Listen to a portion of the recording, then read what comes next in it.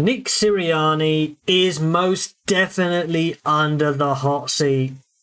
Will, as a resident Eagles fan, live from a bus in Korea because he's a madman and he's decided to log in into this call, into this conversation. He's on his vacation, holiday, whatever you want to call it, and he is gonna give you the lowdown. Can he turn it around? Um, Here's the thing. Like we already saw this towards the tail end of last season. The team was spiraling and he didn't have an answer. Um, it is early in the season, but remember what I said at the start of the year. It was basically going to be between two people, right? It was going to be between. It's going to all fall on Hurts as a signal caller and Sirianni as the head coach. You can't really get rid of Hurts. So all I'm saying, like in terms of the roster, it's been built the correct way. We've got people both sides of the ball that can make plays. We should be winning. Granted, like don't get me wrong, it's starting did have both of our number one receivers out, so that wasn't ideal. But we've lost other games this season that we really should have been able to put away. Um, and there's a lot of there's this sort of message going around that Sirianni, like last year, he was able to get out of that firing frenzy, mainly because we sacrificed the former OC and the former DC. They're both gone. So he's got no scapegoats right now. And on top of that, like he kind of had Hall of Famers both sides of the ball that could sort of like keep him afloat. And he sort of rode those to like divisional round as well as like Super Bowl run. So it's kind of like one of those things. I've been hearing talk that Jeffrey Lurie wants to like create a good atmosphere on the team and doesn't want the idea of he wants the Eagles' job to be desirable. So it's not going to be Firing and desirable if firing, you make it having loads of job. firings doesn't create a It's not. desirableness. It's not. Yeah, it's not so much that, but it's almost like you make it to a Super Bowl, divisional championship, and you still lose your job like a season removed. Well, 2 seasons removed. So it's kind of like, does anyone really want to take that job? But yeah, he is definitely on the hot seat. A lot of people are asking, what does he actually do? Because he's not calling the plays on Well, but offense. the thing is, He's generally, a doing lot of head coaches don't call the plays anymore because they like to delegate. Because if they get lost in calling plays, like every single one, then they lose the macro perspective, right? Yeah. But at the same time, I'm always a firm believer that if you're a defensive head coach and you have to make sure your side of the ball, no matter come hell or high water, is 100% locked down. If you're an offensive head coach, the defense might not be able to be that good, but offensively, everything is taken care of. He hasn't done that. You've got the pieces, the roster is built, and like Vic Fangio is a good interim head coach. That's all I'm saying. He's someone that can hold it together until you find your main guy. A lot of people are saying Joe Brady. No, not Tom Brady, Joe Brady as well. The Detroit Lions offensive coach, like that's someone we could bring in. I mean, that's still early doors, but if Sirianni's not careful, if he drops like another 3 games this season, it's You gonna mean be the offensive coordinator for the Bills? for the Buffalo Bills. Yeah, if he drops a few more games this year, like 3 more games, and there's a good chance he's not going to be here next year because like the roster that was built is more than enough. One thing I will say in his defense is Vic Fangio is a very stubborn defensive coordinator. Like a lot of new age younger DC will design a defense that suits the players that they have on their team. You know, but Vic Fangio is very much a case of this is my system. We're going to run it, even if we have undersized guys, even if we have a lot of no pass rush stars. That being said, I'm going to add one more point here before I pass it on. We signed like a lot of one thing I've learned, and I'm not a GM or anything, but I'm seeing like a trend. You do not sign contract year wonders, period. And that's happening across the league. Look at Brian Burns. Carolina were like, we're not going to sign you. Where has he been in New York? Not a peep. Haven't heard anything This from season him. is still We've got young. season is still young. Come on, it's 4 seasons in. Not a peep. It's You know, 4 games. our defensive line, we've got Josh Sweat in there. He got paid. We got a bunch of guys He that got a got sack paid. in this game. He Interior got a of the sack. He did get a sack in Yeah, this game instead yeah, of Brandon Graham. that, that's not good enough. Like he got paid like an elite. Like here's the thing. Like it's almost becoming like a QB situation where you can get away, you can get top money just for being good rather than being elite or great. Well, it's what And the we can't market's have willing to that pay, isn't spiraling. it? I I understand, but something's got to happen. And I think right now, see, Howie's really shrewd and he's learned, but he's going to learn from this. If you're a 1 year guy, like he's going to have a look at like your whole resume. He's like, did he come in? Was he putting up similar? I'm not saying you have to be like a 12 sack person, but if like, let's say your rookie season, you put up 8 to 9, second year, 9 to 12, 9 to 10, third year, 8 to 10, then it's kind of like, okay, cool, I can see it. But if you're like a 5 sack person and then contract year comes up and you're suddenly like a 9, 11 sack person, then it's kind of like, okay, the consistency's not there. And I think that's what's happened. We haven't got an edge rusher. Like Vic Fangio likes to rush with his base and everyone else plays coverage. But if you look at the tape, we're not getting any pressure. From the highlights I've seen, I'm not seeing. I'm seeing clear pockets for Well, if you look at it, for if you look at it in this game, right? If you look at this yeah, game, Baker was got time to sacked throw. twice. Jalen Hurts was sacked 6 times and he fumbled twice. Yeah, and this is Baker Mayfield. Like, there's memes going around. People are calling him dual threat now, and I'm there like, yeah, no, he broke that's some not what ankles the other I week, made him didn't look he? like. So Yeah, so I'm kind of like, we need to be able to rush with base, and then our defense will finally play the way it's meant to play. But we don't have that guy. And there's been talks like Hassan Reddick will come back, but that can't happen. I don't think the league that's even allowed. You can't trade someone and then trade for him back. So I don't think that's going to happen this year. But do it's you know what's like a really it's good thing? a Do you know what's a really situation. good thing for the Eagles? Yeah. They can't lose this week coming. Oh yeah. Bye week. They get it's really important. They get time to get AJ Brown, Devontae, and Skinny Batman fit and healthy again Yeah. for that home game against the Cleveland Browns. So I'm telling you, if we ain't losing to Cleveland, the next two if we lose to games, Cleveland, the next two games must be wins. The next game against the if we Browns, lose to Cleveland, that or if is they lose to the gonna. New York Football Giants at the Meadowlands. You can't lose to either, especially not the Giants right now. Like Washington, I mean, it's safe prior to the season starting. Jaden Daniels is the best QB talent in this division, and I think that's probably going to be the case. It's clicking with him, and they're a dangerous team. They're not the team of yesteryear anymore, and there's not a lot of tape on him yet in the NFL. So it's kind of like you kind of don't know what you're going to get. So it's hard to sort of defend against that. But right now, here's the thing: we could come out of this bye week worse. That's what I'm terrified of.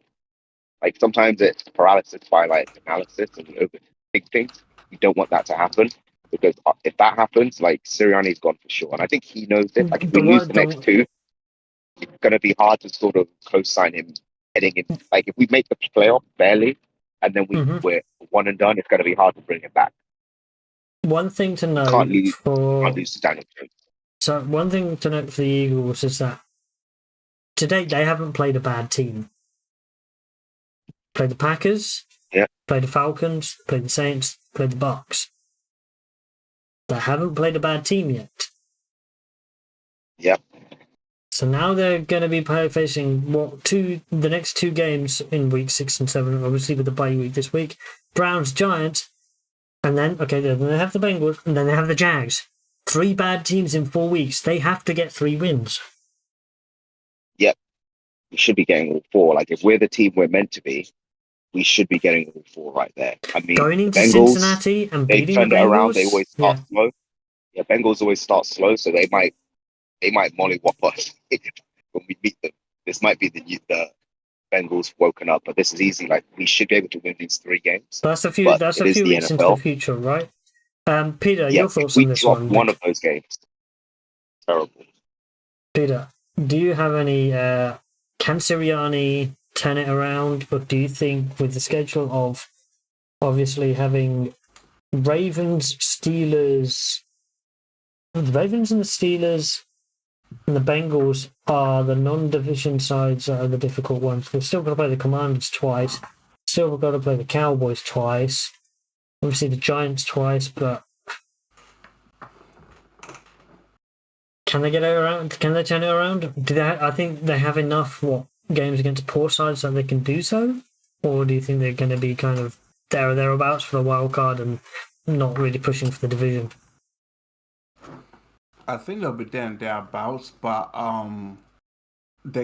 this upcoming week makes it like a critical week for Nick Sirianni because I think the jury is out on him a little bit in terms of because he's a CEO type of a head coach, delegate stuff to the stuff that he's hired, and let them do the jobs. So it's difficult to say, but I don't think he makes it past the end of the season because I think mostly from the fan and the ownership point of view, they feel like this Eagles team are talented enough to be able to challenge for winning the division. And right now, it looks like the focus, even if they were to turn around, is to make the playoffs and not anything else. And I also get your point, Will, in terms of like if you're a head coach and a certain area is your area of expertise, you're gonna make sure that area is on point or doesn't lose you too many football games. But then, that is like a bit tricky because as a CEO style of head coach, you want to give your coordinators the empowerment for them to do what they need to do without you asking too much questions because you trust them to run the offense. But then you also make a very good point because last season we saw that who was your OC last year? Was it the Brian Johnson? Yeah, Brian Johnson.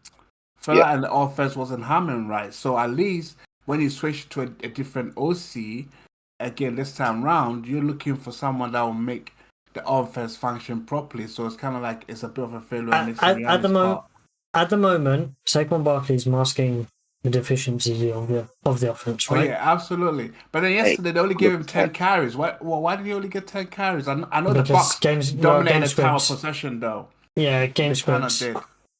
These moments like that where Sirianni needs to, like, if games are going like this, usually if you're an offensive-minded head coach, you take over the game. You'll be like, you're not calling plays, I'm just going to do it myself.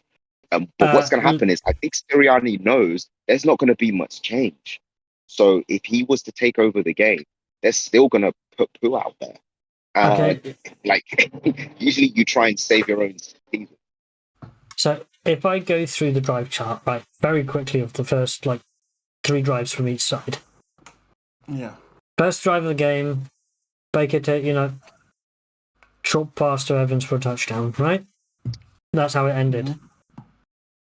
First drive for the Eagles, incomplete pass, no gain, short yardage pass, 4th down, punt, right? Then second drive for the Tampa Bay Buccaneers, they get a touchdown pass to Trey Palmer, 15 yards, 14-0, right? Second drive, the Eagles, incomplete pass, run for 3 yards, Vita Vea gets a sack on 3rd down. Punt. Third drive for the Bucks, Baker Mayfield rushes for a touchdown. It's 21-0. Game script means Saquon's out of the game in terms of running the ball. You're going to have to pass it now because you're down 3 scores. And that's not what our offense is built around. I think Jalen Hurts, everyone of knew this was kind of like his ceiling. Like this was the huge question mark. Like, could he beat cerebral enough to sort of on this offense? See, I knew a blind faith last season, right? When you said Jalen has arrived and he's your franchise quarterback, and when he's going through a bad patch, just back him for it, okay? And I know things are not great right now, and he's throwing a lot of INTs, but that's who he is, and quite frankly, he's a type of quarterback you could have to just let him throw 20, 25 times at most, and the rest of has to be designed QB runs and stuff. I think for your offense to be successful again, the Eagles need to rely on a heavy run-based approach because the games are coming fast and thick, and if that doesn't become the focus and offense and your team starts scoring points and winning games, Sirianni will be gone. He might not even make it to the Wait a end. minute. I Wait a I minute. No, agree with actually, that. I agree with that. there wasn't something that was incorrect in that drive chart. The third drive for the Bucks was a punt, but they recovered it. It was a muff. Because the Eagles muffed it. Correct. So that's why See, I they got another agree with drive. what he said there. I agree with what he said there, but it's kind of like offensively, especially on the outside with the receivers that we've got, we should be a balanced offense. Um, and I think our owner Jeffrey Lurie knows that. The fans know that. We're not gonna unless we're like an explosive offense. It's just going to be one of those things where it's always going to be a case of we're underperforming with what we've got. Plus, the receivers aren't going to be happy.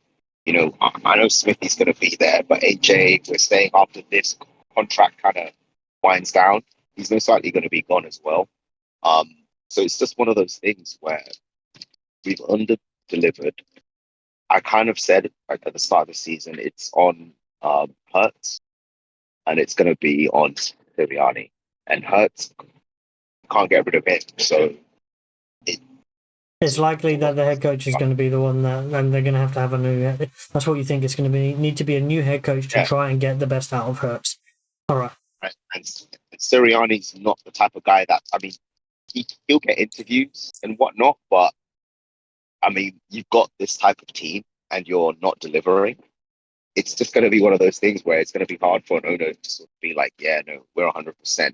It's not like we're getting rid of someone in his prime that can win games, you know, as a head coach. It's going to be like, okay, Sirianni, so what happened in the Eagles? That's going to be an interview question. They're going to ask him what happened. The roster that you had, you were sort of having to drag yourself through the regular season. Post, anything can happen, right? But you didn't look good during the regular season with the team that you had. What's going on there? Our team is not as good as the Eagles on paper. What makes you think it's going to be different? You know,